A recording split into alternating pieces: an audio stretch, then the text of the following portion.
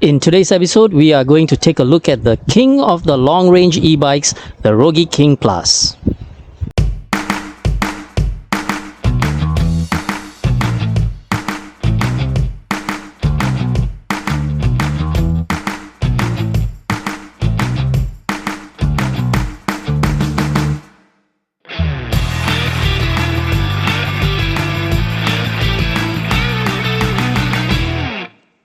The Rogi King Plus is a 20-inch power-assisted bicycle with a massive 48 volts 24 Ah battery. Both the front and rear wheels features dual disc brakes. The entire frame is looks pretty solid and welded, except for the back rack, which is a standalone back rack. So it's not welded into the frame, but rather it's bolted or screwed in. The front tire features a quick release clamp for easy removal. This is where the controller is located at, right below the stem, and you can see that all these wires, they are actually coming out from this hole over here. So the wiring, everything is completely exposed. It can be a good thing or a bad thing depending on how you look at it. Over here is the battery pack. So the battery is at 48 volts 24 Ah, and the reported watt hours on it is 1152. The connector style is this type of style where you just simply unplug it and you can just pull the battery pack out. Apart from that, you have Seng brakes and the LCD display, and basically that's it. And of course you have the horn as well. Let's turn it on and let's see. Yeah, so you have a built-in horn and the lights as well over here. So you get all the basic functions of what an e-bike is supposed to have. The handlebar is a curved handlebar. It's the BMX style handlebar. So basically that's all that is for the Rogi King Plus. A very minimalist kind of an e-bike whose main purpose is to give you as much power as possible. It has a really freaking large huge ass battery pack, man. Next, let's take a look at the display. This display is one of the most aesthetically pleasing displays that I have ever seen on an e-bike. It's in full color and the shape is a vertical shape, not the horizontal type of shape that you usually see. This e-bike is a 3-speed mode e-bike, and it doesn't have the traditional mode 1, mode 2 and mode 3 over here.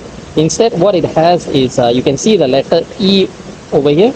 So this E actually stands for mode 1. I guess it represents eco power or eco drive or something like that.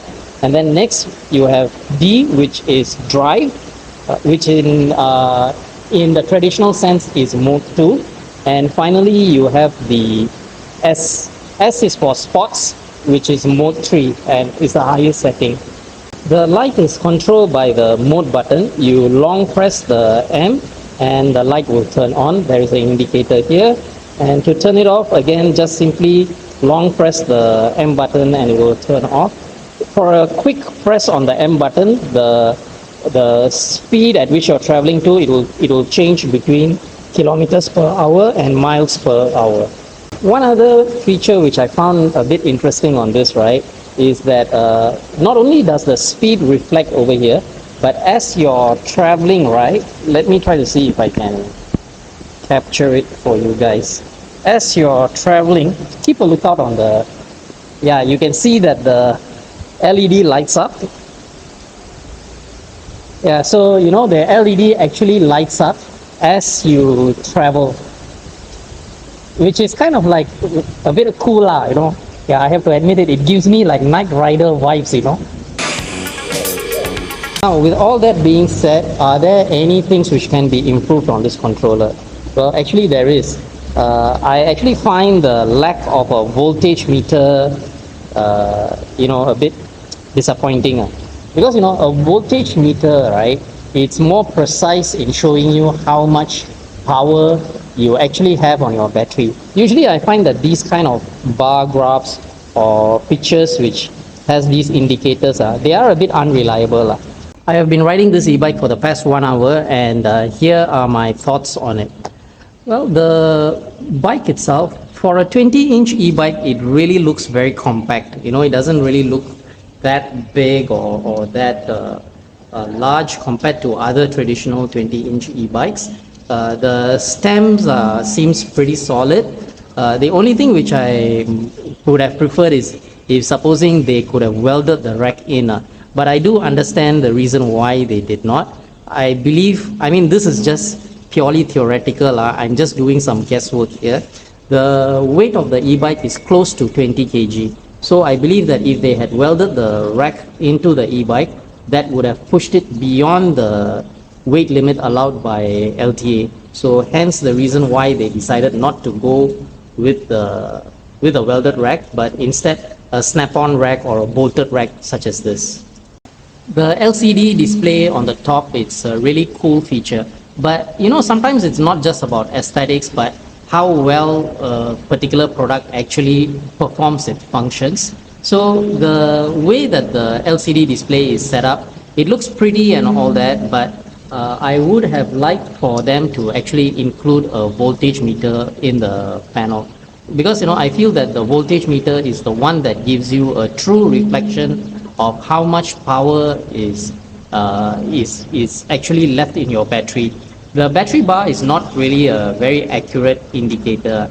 This is the reason why you actually find that seasoned riders, right, install a voltage meter on most of their e-bikes.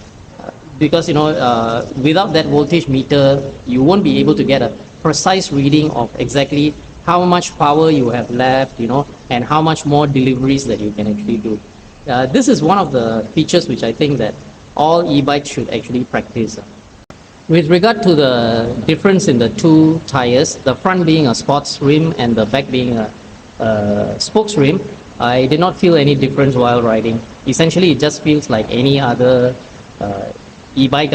But however, when you're doing some maintenance, I don't know, man, it's like, you know, one side is easy to clean, the other side is a bit tougher to clean, you know, that kind of a thing. But I leave it up to riders who choose it. But riding comfort wise, there is no difference whatsoever, or at least I could not feel any difference. It just feels like any other normal e-bike. Now, due to the rain, I was unable to bring this e-bike out onto the road to do a road test.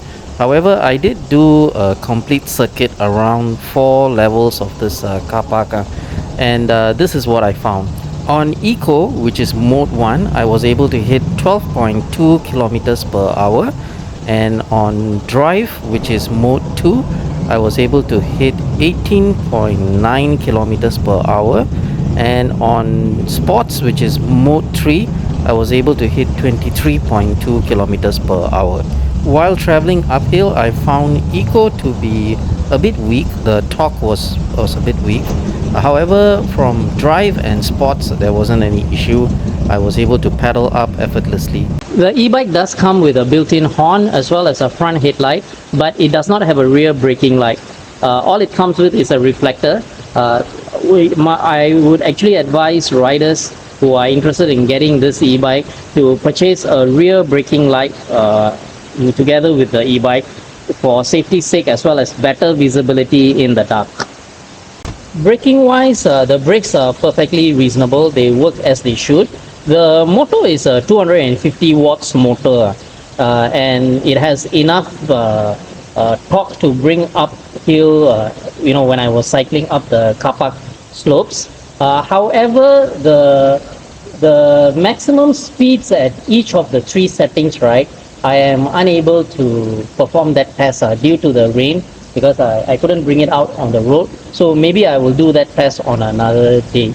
And by the way, the tires, both of them are 20-inch tires. The thickness is 1.75. The Rogi King Plus is available for purchase over at Ekolife. Ekolife has 3 outlets: Seng, Canberra and Clarke Quay, and they have multiple ways for you to purchase it. You can purchase it outright or through installments.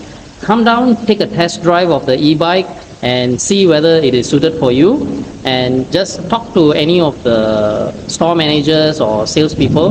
They are very friendly. They will assist you through, if you're a new e-bike rider who is purchasing e-bike for the first time. They will walk you through the entire process, so you need not worry about anything. And we have come to the end of this review. Ride safe, be safe. I wish you all good earnings. G-Man signing off. Bang. Yeah. No. Just take video. Yeah.